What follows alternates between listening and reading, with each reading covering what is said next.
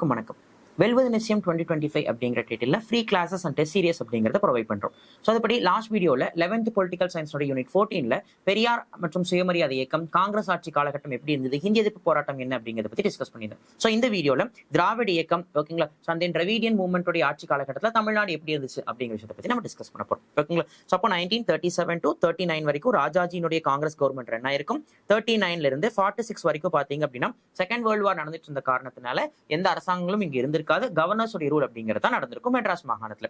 So again 46 to 47 பாத்தீங்க அப்படின்னா again Congress ஆட்சி நடந்திருக்கும். ஸோ டி பிரகாசம் அப்படிங்கிற ஒரு மெட்ராஸ் மாநிலத்தினுடைய முதலமைச்சரா தேர்வாயிருப்பார். நெக்ஸ்ட் ஃப்ரம் 47 to 49 1947 இருந்து 49 வரைக்கும் பாத்தீங்க அப்படின்னா ஓபி ராமசுவாமி ரெட்டி அப்படிங்கிறவர் தமிழ்நாட்டினுடைய முதலமைச்சரா இருந்திருப்பாரு. தட் இஸ் ஓமந்தூரா ராமசுவாமி அப்படின்னு சொல்லுவாங்க. Next from 1949 to 1952 PS Kumaraswamy Raja அப்படிங்கிற ஒரு மெட்ராஸ் மாகாணத்துடைய முதலமைச்சரா இருந்திருப்பாரு. ஸோ இது எல்லாமே கண்டினியூஸா பாத்தீங்க அப்படின்னா காங்கிரஸ் உடைய ஆட்சி அப்படிங்கிறது தான் நடந்திருக்கும். இதெல்லாம் நடந்துட்டு இருக்கிற இதே சமயத்துல முக்கியமான ஒரு பொலிட்டிக்கல் சேஞ்ச் அப்படிங்கிறது தமிழ்நாட்டில் நடந்திருக்கும். என்ன அப்படின்னா, எப்படி ஜஸ்டிஸ் பார்ட்டி 1944ல திராவிடர் கழகம் அப்படின்னு சொல்லிட்டு பெயர் மாறிச்சு இல்லையா, அந்த திராவிடர் கழகத்துடைய தலைவராக பெரியாரும் ஜெனரல் செக்ரட்டரி பொதுச் செயலாளராக அண்ணாதுரையும் இருந்தாங்க. இப்ப என்ன ஆயிருச்சு அப்படின்னா, இந்தியர் 1949 1949ல இந்த திராவிடர் கழகத்திலிருந்து பிரிஞ்சு திராவிட முன்னேற்ற கழகம்னு சொல்லக்கூடிய டிஎம்கே அப்படிங்கிறது அண்ணாதுரையால உருவாக்கப்பட்டிருக்கும். ஓகேங்களா. அதுக்கு முக்கியமான ஒரு ரீசன் என்ன சொல்லப்படுது அப்படின்னா, திராவிடர் கழகம் அப்படிங்கிறது தேர்தல் அரசியல பங்கெடுக்க மாட்டாங்க. ஆனா அண்ணாவுடைய விருப்பம் என்ன அப்படின்னா, டு கண்டெஸ்ட் இந்த எலக்டோரல் பாலிடிக்ஸ், தேர்தல் அரசியல பங்கெடுக்கிறது. ஸோ அது ஒரு மெயினான ரீசனா இருந்துச்சு. அப்படிங்கிறனால 1949ல திராவிடர் கழகத்திலிருந்து பிரிஞ்சு திராவிட முன்னேற்ற கழகம் அப்படிங்கிற ஒரு ஆர்கனைசேஷன் உருவாக்கப்படுது. ஓகேங்களா. சோ இந்த சமயத்துல தான் பாத்தீங்க அப்படின்னா 1951 1951 that is when PS Kumaraswamy Raja was the chief minister. PS Kumaraswamy ராஜா முதலமைச்சரா இருக்கும் போது மெட்ராஸ் மாகாணத்துல முக்கியமான ஒரு ப்ராப்ளம் வருது. அதுதான் என்ன அப்படின்னா, செண்பகம் துரைராஜன் வழக்கு அப்படின்னு சொல்லலாம். அதாவது நீதி கட்சியின் சார்பாக நான் பிராமின்ஸ், பிராமணர் அல்லாதவர்களுக்கு இடஒதுக்கீடு அப்படிங்கிறது அரசு பணிகளையும் கல்வி நிறுவனங்களையும் வழங்கியிருந்தாங்க. That is against the constitution, அது அரசியலமைப்புக்கு எதிரானது அப்படின்னு சொல்லிட்டு செண்பகம் துரைராஜன் அப்படிங்கிற என்ன தொடுத்திருப்பார்னா வழக்கு தொடுத்திருப்பார். ஸோ அந்த வழக்குல உச்ச நீதிமன்றம் என்ன சொல்லியிருப்பாங்க அப்படின்னா, அரசியலமைப்புல அது குறிப்பிடப்படல, சோ அது அரசியலமைப்புக்கு எதிரானது அப்படின்னு தான் மென்ஷன் பண்ணியிருப்பாங்க. பட் ஆனா அதுக்கு பிறகு முதலமைச்சரா இருந்த PS குமாரசுவாமி ராஜா, தமிழ்நாடு காங்கிரஸ் தலைவரா இருந்த காமராஜர், பெரியார் ஈவே ராமசாமி, இவங்க எல்லாருமே பிரதமர் ஜவஹர்லால் நேருவையும் சட்ட அமைச்சரா இருந்த அம்பேத்கரையும் வலியுறுத்தி ஃபர்ஸ்ட் அமெண்ட்மெண்ட் ஆக்ட் 1951 முதலாவது அரசியலமைப்பு சட்ட திருத்தம் 1951 போட்டு அந்த இடஒதுக்கீடு சார்ந்த விஷயங்களை கான்ஸ்டியூஷனுக்குள்ள ஆட் பண்ண வச்சிருப்பாங்க. ஓகேங்களா. சோ காமராஜர் சொல்லியிருப்பாரு, அப்பதான் பாத்தீங்க அப்படின்னா, சட்டமும் விதிமுறைகளும் மக்களுக்காகவே ஏற்படுத்தப்பட்டவை, சட்டத்துக்காக விதிமுறைகளுக்காகவும் மக்கள் இல்லை அப்படின்னு சொல்லிட்டு இந்த டைம்ல தான் பெருந்தலைவர் காமராஜர் இந்த ஒரு கோட்ஸ் அப்படிங்கறத மென்ஷன் பண்ணியிருப்பார். ஓகேங்களா. ஸோ அதுக்கு பிறகுதான் பாத்தீங்கன்னா இடஒதுக்கீடுல மாற்றம் அப்படிங்கறதெல்லாம் கொண்டு வரப்பட்டு மெட்ராஸ் மாகாணத்துல 41% 41% இடஒதுக்கீடு பின்பற்றப்பட்டுச்சு அப்படிங்கிறது எல்லாமே இதுக்கு முன்னாடி இருக்கக்கூடிய வீடியோஸ்ல நம்ம பார்த்திருப்போம். ஓகே. ஸோ இப்போ 1952 முதல் பொது தேர்தல், ஃபர்ஸ்ட் ஜெனரல் எலெக்ஷன் அப்படிங்கிறது கான்ஸ்டியூஷன் கோட்பட்டு நடக்குது. இந்த முறையும் காங்கிரஸ் தான் ஜெயிக்கிறாங்க. ஓகேங்களா. ஸோ யார் வந்துட்டு கவர்மெண்ட் ஃபார்ம் பண்றாங்க அப்படின்னா, Rajaji became the chief minister. Rajaji முதலமைச்சர் ஆகிறார். So Rajaji chief minister, that is India republic ஆனதுக்கு பிறகு நடக்கிற முதல் பொது தேர்தல். ஓகேங்களா. ஸோ காங்கிரஸ் ஜெயிச்சு ராஜாஜி முதலமைச்சர் ஆகிறார். ஸோ இந்த பீரியட்ல ராஜாஜி நிறைய ஸ்கீம்ஸ் அப்படிங்கறத கொண்டு வந்திருப்பார். ஆனா இந்த காலகட்டத்திலையும் ராஜாஜி கொண்டு வந்த முக்கியமான விஷயம் என்ன அப்படின்னா, that is modified scheme of elementary education, மாற்றியமைக்கப்பட்ட தொடக்க கல்வி திட்டம்ங்கிறத கொண்டு வந்திருப்பார். தட் இஸ் நத்திங் பட் காலையில இருந்து மத்தியானம் வரைக்கும் ஸ்டூடெண்ட்ஸ் வந்துட்டு ஸ்கூலுக்கு போட்டும், மத்தியானத்துக்கு மேல பாய்ஸா இருந்தாங்கன்னா வீட்டுக்கு போய் அப்பாவுடைய தொழிலை கத்துக்கணும், கேர்ள்ஸா இருந்தாங்கன்னா வீட்டுக்கு போய் அம்மாவோட வீட்டு வேலைகளை கத்துக்கணும் அப்படிங்கிறது தான் அந்த ஸ்கீமுடைய நோக்கம். ஓகேங்களா. சோ இத பெரியார் என்னன்னு விமர்சிக்கிறார் அப்படின்னா, Periyar criticise it as a குலக்கல்வி திட்டம். இத குலக்கல்வி திட்டம் அப்படின்னு சொல்லிட்டு பெரியார் விமர்சிக்கிறார். ஓகேங்களா. சோ இதுக்கு பயங்கரமான எதிர்ப்பு அப்படிங்கிறது காங்கிரஸ் கட்சிக்கு மத்தியிலேயே வருது. ஓகேங்களா. சோ பெரியார் உட்பட பல தலைவர்கள் ராஜாஜிக்கு பதவி ராஜினாமா பண்ணணும் அப்படின்னு சொல்றாங்க, இல்ல அந்த குலக்கல்வி திட்டத்தை ரத்து பண்ணணும் அப்படின்னு சொல்றாங்க. ஆனா ராஜாஜி, நான் பதவியிலிருந்து ராஜினாமா செஞ்சாலும் செஞ்சிருவேன், ஆனா குலக்கல்வி திட்டத்தை ரத்து பண்ண மாட்டேன் அப்படின்னு சொல்லிட்டு he resigned from the chief ministership. So 1954லேயே ராஜாஜி தன்னுடைய முதலமைச்சர் பதவியை ராஜினாமா செய்யறாரு. அப்ப ராஜாஜி தன்னுடைய முதலமைச்சர் பதவியை ராஜினாமா செய்யறதுக்கு மெயினான ரீசன் அமைஞ்சது என்ன அப்படின்னா, இந்த குலக்கல்வி திட்டம்னு சொல்லலாம். சோ அப்படி ராஜாஜி பதவியை ராஜினாமா பண்ணதுக்கு பிறகு அடுத்து யார் பதவி காங்கிரஸ் கட்சியின் சார்பா மெட்ராஸ் முதலமைச்சர் ஆகிறது அப்படிங்கும் போது பெரியார் தான் ஒருத்தரை கை காட்டியிருப்பார். இவரை முதலமைச்சர் ஆக்கினா கண்டிப்பா தமிழ்நாடு நல்லா இருக்கும் அப்படின்னு சொல்லி அப்படி பெரியாரால கைகாட்டப்பட்டு முதலமைச்சர் ஆக்கப்பட்டவர் தான் யார் அப்படின்னா காமராஜர் அப்படின்னு சொல்லலாம். ஸோ 1954 இருந்து 63 வரைக்கும் நேர்லி ஃபார் 9 இயர்ஸ் 9 ஆண்டுகள் ஆட்சி செஞ்சிருப்பாரு. ஸோ இந்த 9 இயர்ஸ் என்னன்னு சொல்லுவாங்க அப்படின்னா அந்த கோல்டன் பீரியட் ஆஃப் தமிழ்நாடு, தமிழ்நாட்டினுடைய பொற்காலம் அப்படின்னு சொல்லிட்டு இந்த 9 ஆண்டு காலம் அப்படிங்கிறத மென்ஷன் பண்ணுவாங்க. ஓகேங்களா?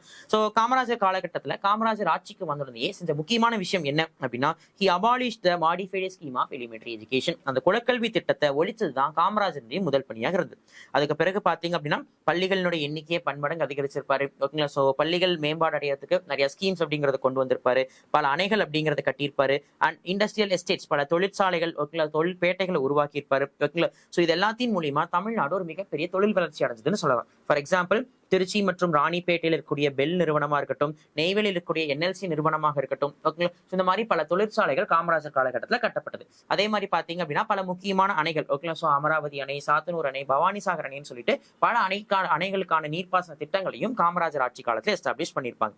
இது எல்லாத்தையும் தாண்டி கல்விக்காக காமராஜர் அதிக பங்களிப்பு அப்படிங்கிறத கொடுத்திருப்பார். ரொம்ப முக்கியமா சொல்லணும் அப்படின்னா 1956 1956 தூத்துக்குடி மாவட்டத்தினுடைய எட்டயபுரம் அப்படிங்கிற பகுதி பாரதியார் பிறந்த ஊர்ல இன்ட்ரடியூஸ் த மிட் டே மீல் ஸ்கீம், அதாவது குழந்தைகளுக்கான மதிய உணவு திட்டம் அப்படிங்கிறத காமராஜர் அறிமுகப்படுத்தியிருப்பார். ஓகேங்களா? ஸோ இது மட்டும் இல்லாம ஓவராலா எஜுகேஷனுக்கு அவர் அந்த அளவுக்கு இம்பார்ட்டன்ஸ் கொடுத்தனுடைய விளைவு என்ன இருக்கும் அப்படின்னா பிரிட்டிஷ் பீரியட்ல வெறும் 7% 7% இருந்த தமிழ்நாட்டினுடைய எழுத்தறிவு காமராஜர் ஆட்சி காலகட்டத்தில் which was increased to 37%. So British நம்மளை விட்டுட்டு போகும்போது 1947 மெட்ராஸ் மாகாணத்தினுடைய எழுத்தறிவு சதவீதம் 7% இருந்துச்சு. அது காமராஜர் ஆட்சி காலகட்டத்தில் 37% அதிகரிச்சிருக்கும். So Kamarajar because of K plan திட்டத்தின்படி இந்தியா 1963 1963 தன்னுடைய பதவியை ராஜினாமா பண்ணியிருப்பார். ஓகேங்களா? ஸோ அது என்ன கே பிளான் அப்படின்னா தட் இஸ் நத்திங் பட் அதாவது காமராஜர் திட்டம் அப்படின்னு சொல்லுவாங்க. அதாவது காங்கிரஸ் கட்சி வந்துட்டு 1962 இந்தோ சைனா வாருக்கு பிறகு நடந்த பல இடைத்தேர்தல்களை தோல்வி அடைஞ்சிருப்பாங்க. ஸோ அதனால காங்கிரஸ் கட்சியை ரீஸ்ட்ரக்சர் பண்ணணும், மறுகட்டமைப்பு செய்யணும். ஸோ அதுக்காக சீனியர் லீடர்ஸ் எல்லாருமே கட்சி பதவியை ஆட்சி பொறுப்பை விட்டுட்டு கட்சி பதவிக்கு வந்துருங்க, இரண்டாம் கட்ட தலைவர்கள் ஆட்சி நிர்வாகத்தை பார்த்துக்கோங்க அப்படிங்கறதான் கே பிளான். சீனியர் லீடர்ஸ் எல்லாருமே ஆட்சியை விட்டுட்டு கட்சிக்கு வந்துடணும் அப்படின்னும், இரண்டாம் கட்ட தலைவர்கள் எல்லாரும் என்ன பண்ணணும் அப்படின்னா ஆட்சி நிர்வாகத்தை பார்த்துக்கணும் அப்படிங்கிறது தான் கே பிளான் திட்டத்தினுடைய நோக்கம். இதனுடைய ஒரு பங்களிப்பா தான் காமராஜர் தன்னுடைய முதலமைச்சர் பதவியை ராஜினாமா பண்ணியிருப்பார். ஸோ ரிசைன் பண்ணதுக்கு பிறகு யார் முதலமைச்சர் ஆயிருப்பாங்க அப்படின்னா Bhaktavatsalam became the chief minister of the Madras state. ஓகேங்களா? ஸோ பக்தவத்சலம் அப்படிங்கிற ஒரு மெட்ராஸ் மாகாணத்தினுடைய முதலமைச்சராக தேர்வாயிருப்பாரு. ஸோ from 1963 to 1967 1963 67 வரைக்கும் அவர் தான் மெட்ராஸ் முதலமைச்சராக இருந்திருப்பார். இன்னும் சிம்பிளா சொல்லணும்னா he was the last Congress chief minister. ஓகேங்களா? ஸோ தமிழ்நாட்டினுடைய கடைசி காங்கிரஸ் முதலமைச்சர் அப்படின்னா பக்தவத்சலம் அப்படின்னு சொல்லலாம். ஸோ இவர் பீரியட்ல மெயினா 2 டிராபேக்ஸ் அப்படிங்கிறது தமிழ்நாட்டில் இருந்தது. ஸோ ஃபர்ஸ்ட் டிராபேக் என்ன அப்படின்னா that is anti Hindi agitation, அதாவது ஹிந்தி எதிர்ப்பு போராட்டம். எப்படி 1937 காலகட்டங்கள் ஒரு ஹிந்தி எதிர்ப்பு போராட்டம் இருந்ததோ அதே மாதிரி பக்தவத்சலம் காலகட்டத்தில் 1965 ஒரு ஹிந்தி எதிர்ப்பு போராட்டம் அப்படிங்கிறத தமிழ்நாடு ஃபேஸ் பண்ணுச்சு. என்ன அப்படின்னா இட் இஸ் ஆர்டிகல் 313 அரசியலமைப்புடைய விதி 313 அடிப்படையில் ஃப்ரம் ஜனவரி 26 of 1965 ஜனவரி 26 1965 இருந்து ஓகேங்களா ஹிந்தி மொழிதான் இந்திய நாட்டின் அலுவல் மொழியாக அதிகாரப்பூர்வமாக அறிவிக்கப்பட்டது. The only official language of India was Hindi அப்படின்னு சொல்லிட்டு Jan 26 1965 அனௌன்ஸ்மெண்ட் வருது as per the article 313. ஓகேங்களா? ஸோ இந்த முடிவை எதிர்த்து டிஎம்கே அப்போ திமுக தான் எதிர்கட்சியா இருக்கிறாங்க, அண்ணா தலைமையிலான திமுக. அவங்க இந்த ஜனவரி 26 1965 என்னவா கடைபிடிக்கிறாங்க அப்படின்னா ஆஸ் அ துக்க தினமாக, பிளாக் டேவாக, கருப்பு தினமாக, டே ஆஃப் மோர்னிங்காக கடைபிடிக்கிறாங்க. So black day or day of mourning, துக்க தினமாக அல்லது கருப்பு தினமாக கடைபிடிக்கிறாங்க. ஓகேங்களா? ஸோ இதனால பல டிஎம்கே தலைவர்களும் தொண்டர்களும் என்ன செய்யப்படுறாங்க அப்படின்னா கைது செய்யப்படுறாங்க. தமிழ்நாடு முழுவதும் இந்த இந்திய எதிர்ப்பு போராட்டம் அப்படிங்கிறது ரொம்பவே தீவிரமாகுது. பட் ஆனா இதுல ரொம்ப முக்கியமா திமுகவினுடைய மாணவர் அமைப்பினர் பார்த்தீங்க அப்படின்னா அதிகம் பேர் இந்த இந்திய எதிர்ப்பு போராட்டத்துல தீவிரமா பங்கெடுக்கிறாங்க. ஓகேங்களா? பட் ஆனா தமிழ்நாட்டில் இருந்த பக்தவத்சலம் அரசாங்கமும் சரி, தட் இஸ் காங்கிரஸ் அரசாங்கமும் சரி, மத்தியில் இருந்த காங்கிரஸ் அரசாங்கங்களும் சரி என்ன பண்ணல அப்படின்னா இந்த இந்திய எதிர்ப்பு போராட்டத்தை கட்டுப்படுத்துறதுக்கு ஸ்டெப்ஸ் எடுக்கல. இந்திய கட்டாய மொழிங்கிற அனௌன்ஸ்மெண்ட்டை திரும்ப பெறாம இருந்தாங்க. இதனால ரொம்ப போராட்டம் தீவிரமடையுது. ஓகேங்களா? ஸோ ராணுவத்தை அனுப்பி இந்தியாவில் தமிழ்நாடு மெட்ராஸ் மாகாணத்துல ராணுவத்தை அனுப்பி போராட்டம் அப்படிங்கிறது கட்டுக்குள்ளார கொண்டு வரப்படுது. இருந்தாலும் ரொம்ப போராட்டம் தீவிரமடைஞ்சது அப்படிங்கிற ஒரு காரணத்தினால கடைசியா மத்திய அரசு என்ன பண்ணிருப்பாங்கன்னா ஹிந்தி கம்பல்சரி லாங்குவேஜ் அப்படிங்கறத வித்ரா பண்ணிருப்பாங்க. ஓகேங்களா? ஸோ இந்த விஷயம் பக்தவத்சலம் அரசாங்கத்தின் மீது மிகப்பெரிய ஒரு அதிருப்தியாக இருந்தது இந்தியா 1965. இது மட்டும் இல்லாம பக்தவத்சலம் கவர்மெண்ட்ல இன்னொரு முக்கியமான டிராபேக் என்னவா இருந்தது அப்படின்னா ஃபுட் ஷார்டேஜ், கடுமையான உணவு பஞ்சம் அப்படிங்கிறது இருந்தது. ஸோ அப்போ இந்திய எதிர்ப்பு போராட்டத்தினுடைய விளைவு, அந்த போராட்டத்தை கட்டுக்குள்ளார கொண்டு வராம மாணவர்கள் மீது தடியடி நடத்தினது, ராணுவத்தை வச்சு கட்டுப்பாட்டுக்குள்ள கொண்டு வந்தது காங்கிரஸ் அரசாங்கத்தின் மீது ஒரு மிகப்பெரிய அதிருப்தியை ஏற்படுத்தியது. அதுக்கு அடுத்தது ஃபுட் ஷார்டேஜ், கடுமையான உணவு பற்றாக்குறை அப்படிங்கிறதும் காங்கிரஸ் அரசாங்கத்தின் மீது விழுந்துச்சு. ஓகேங்களா? சோ இது எல்லாமே என்னாச்சு அப்படின்னா 1967 1967 எலெக்ஷன்ல ரிஃப்ளெக்ட் ஆச்சு. As a result Congress defeat ஆகுறாங்க. For the first time Dravida Munnetra Kazhagam form the government, DMK ஆட்சி அமைக்கிறாங்க. ஓகேங்களா? சோ அப்ப முதல் முறையாக திராவிட முன்னேற்ற கழகம் ஆட்சி அமைக்கிறாங்க. திராவிடியன் பார்ட்டியினுடைய ரூல் அப்படிங்கிறது தமிழ்நாட்டுல ஸ்டார்ட் ஆகுது. ஓகேங்களா? சோ 1967 இருந்து 69 வரைக்கும் பாத்தீங்க அப்படின்னா அண்ணாதுரை தான் வந்துட்டு முதலமைச்சராக இருந்திருப்பாரு. ஸோ அவருடைய காலகட்டத்துல ரொம்ப முக்கியமான விஷயங்கள் அப்படின்னு சொல்லி பார்க்கும்போது அனைத்து ஏழைகளுக்குமான வீட்டு வசதி திட்டம் அப்படின்னு சொல்லலாம். ஸோ அனைவருக்குமான வீட்டு வசதி திட்டங்கள், படியரிசி திட்டம், அதாவது ஒரு படி அரிசி ₹1 அப்படின்னு சொல்லக்கூடிய படியரிசி திட்டமா இருக்கட்டும். ஓகேங்களா? இந்த மாதிரியான பல ஸ்கீம்ஸ் அப்படிங்கிறத அண்ணாதுரை கவர்மெண்ட் கொண்டு வந்திருப்பாங்க. அண்ட் இன்னும் ரொம்ப முக்கியமா சொல்லணும்னா அண்ணா ஆட்சியில் இருக்கும்போது தான் 1969 மெட்ராஸ் மாநிலத்தினுடைய பேரு என்னென்ன மாறி இருக்கும், தமிழ்நாடு அப்படின்னு சொல்லி மாறி இருக்கும். That is on January 14 of 1969. ஜனவரி 14 1969 மெட்ராஸ் மாநிலத்தினுடைய பேர் தமிழ்நாடு அப்படின்னு சொல்லிட்டு பெயர் மாற்றப்பட்டிருக்கும். ஓகே. ஸோ இது மட்டும் இல்லாம 75 மைல் தொலைவுக்கு மேல் உள்ள பேருந்து தடங்களை தேசியமயமாக்குனது, அனைத்து சாதி ஏழை மாணவர்களுக்கும் பல்கலைக்கழகத்திற்கு முந்தைய கல்வி மற்றும் தொழிற்கல்விக்கு முந்தைய படிப்புகளுக்கு கல்வி கட்டண விதிவிலக்கு அளிக்கப்பட்டது. அதாவது அனைத்து கம்யூனிட்டியை சேர்ந்த ஏழை மாணவர்களுக்கு school education and college education முன்னாடியான ஃப்ரீ. அண்ட் தென் 2வது உலகத்தமிழ் மாநாடு 1968 சென்னையில 2வது உலகத்தமிழ் மாநாடு நடத்தினது.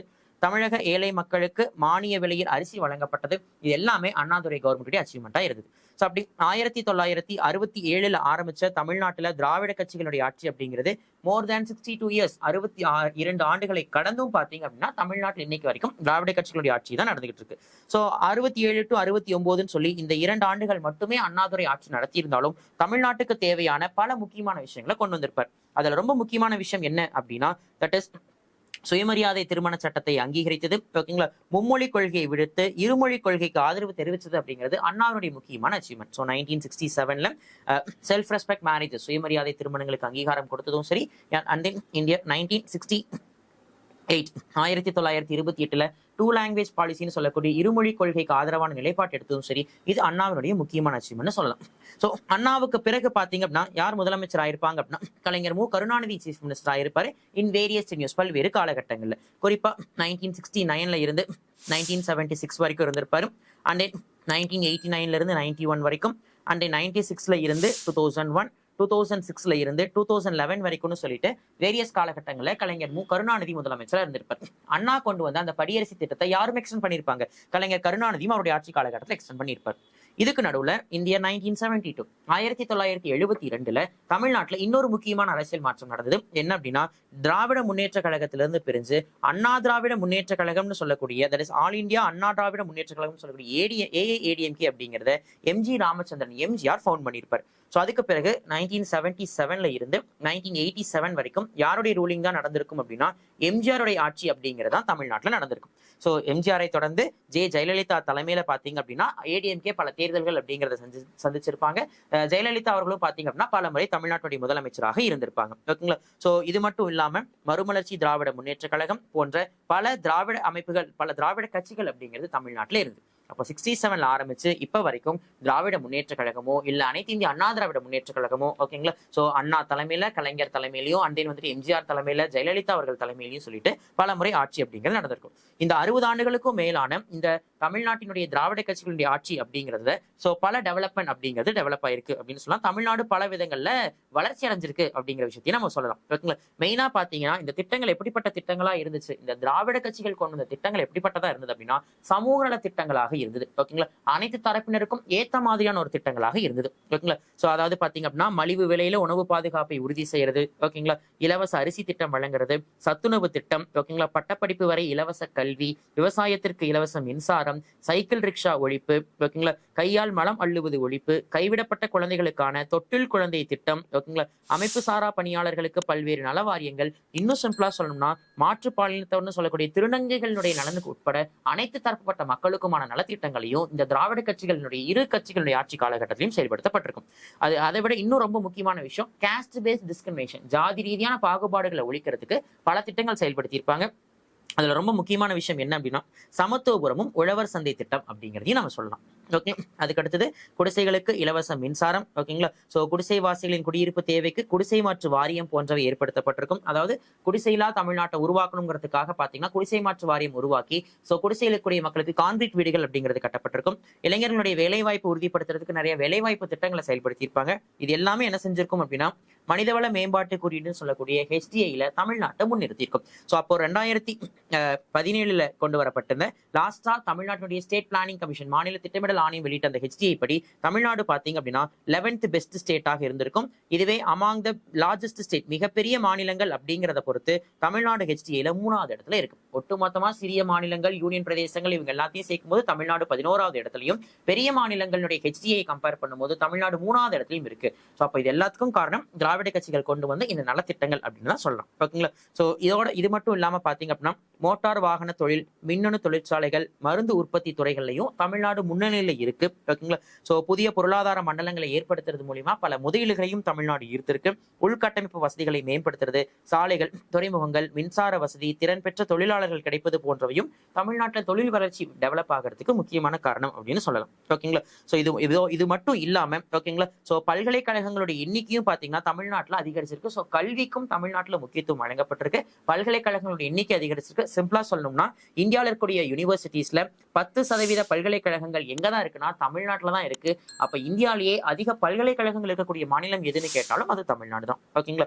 ஸோ இது போக பெண்களுக்கென்று தனியாக பாத்தீங்க அப்படின்னா பெண்கள் பல்கலைக்கழகம் இருக்கிறதோட தொழில்நுட்பம், சட்டம், பொறியியல், மருத்துவம், சித்த மருத்துவம், விளையாட்டு போன்றவற்றிற்கும் தனியாக பல்கலைக்கழகங்கள் தமிழ்நாட்டில் இருக்கு. ஸோ தஞ்சாவூர்ல தமிழ் மொழியை மேம்படுத்துவதற்கு தமிழ் பல்கலைக்கழகம் அப்படிங்கிறது உருவாக்கப்பட்டிருக்கு. ஓகேங்களா. ஸோ அப்போ 1967 அண்ணாதுரையுடைய ஆட்சி காலகட்டத்தில் தொடங்கப்பட்ட மதச்சார்பற்ற தன்மை கொண்ட மாநில தன்னாட்சி, மாநில சுயாட்சி விஷயங்களை உள்ளடக்கி இருக்கிற அந்த திராவிடியன் பாலிடிக்ஸ் அப்படிங்கிறது மோர் தேன் 62 இயர்ஸ் 62 ஆண்டுகளை கடந்தும் இப்ப வரைக்கும் தொடர்ச்சியாக கண்டினியூ ஆகிட்டு தான் இருக்கு.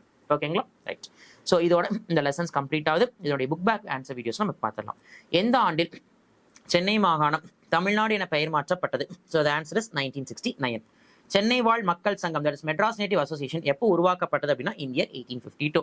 தமிழகத்தில் குலக்கல்வி திட்டத்தை அறிமுகப்படுத்தியவர் யார்? ராஜாஜி. சென்னை பல்கலைக்கழகம் எந்த ஆண்டு நிறுவப்பட்டது? இந்தியர் 1857.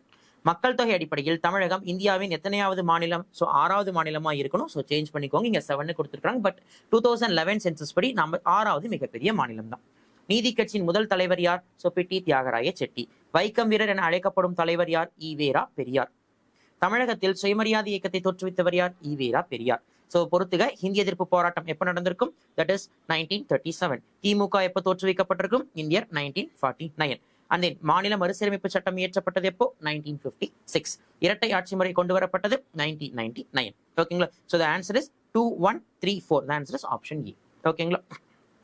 அடுத்தது நெக்ஸ்ட், கீழ்கண்டவர்களுள் யார் பிராமணர் அல்லாதோர் கூட்டறிக்கையினை வெளியிடாதவர் அப்படின்னு சொல்லி கேட்டிருக்காங்க. ஸோ ஆன்சர் என்ன, வெளியிடாதவர்கள்ல யாரு அப்படின்னு கேட்டிருக்காங்க? பனகல் ராஜா. ஏன்னா பிட்டி தியாகராயர், நடேசனா, TM நாயர் போன்ற எல்லாருமே தான் இருந்திருப்பாங்க. ஓகேங்களா. ஸோ இவர் மட்டும்தான் வெளியிடாதவராக இருந்திருப்பார். அதனால இதே பிராமணர் அல்லாதவருடைய கூட்டறிக்கையை அதிகாரப்பூர்வமாக வெளியிட்டவர் யாருன்னு கேட்டாங்கன்னா பிட்டி தியாகராய செட்டியை நம்ம சூஸ் பண்ணணும். ஓகேங்களா. ஸோ வெளியிடாதவருங்கும் போது அந்த கூட்டத்துல பனகல் ராஜா கலந்துக்க மாட்டார், அதனால நம்ம சொல்றோம். பட் வெளியிட்டவர் யாருன்னு கேட்டாங்கன்னா பிட்டி தியாகராய செட்டியை சூஸ் பண்ணணும்.